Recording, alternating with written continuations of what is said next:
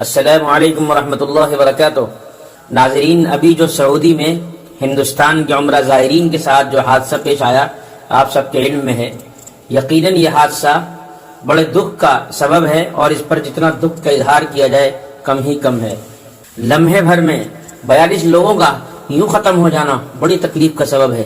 اللہ تعالیٰ اس طرح کے حادثوں سے ہم سب کی حفاظت کرے، لیکن ان میں بھی 20 افراد ایسے ہیں جو ایک ہی خاندان کے تھے اور سب کے سب ختم ہو گئے۔ اللہ ان کی مغفرت کرے، درجات بلند کرے۔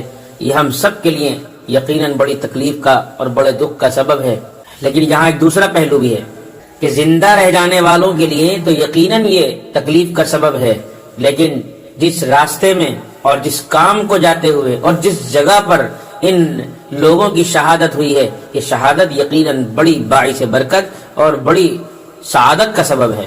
ہمیں اللہ سے عافیت ہی مانگنی چاہیے، لیکن اگر اللہ کے حکم سے ایسا حادثہ پیش آ جائے تو یہ اللہ کا بڑا انعام ہے۔ ایک طرف حادثے کی موت، دوسری طرف مدینہ الرسول کے قرب میں یا مکہ المکرمہ کے قرب میں یہ موت یقیناً بڑی سعادت کا باعث ہے۔ اللہ تعالیٰ ان سب کی مغفرت فرمائے، پسماندگان کو صبر جمیل عطا فرمائے۔ اور جو بتا رہے ہیں کہ ایک بچہ ان کا باہر پڑھتا تھا وہ محفوظ رہا، کیونکہ وہ باہر تھا، ان کے ساتھ نہیں تھا۔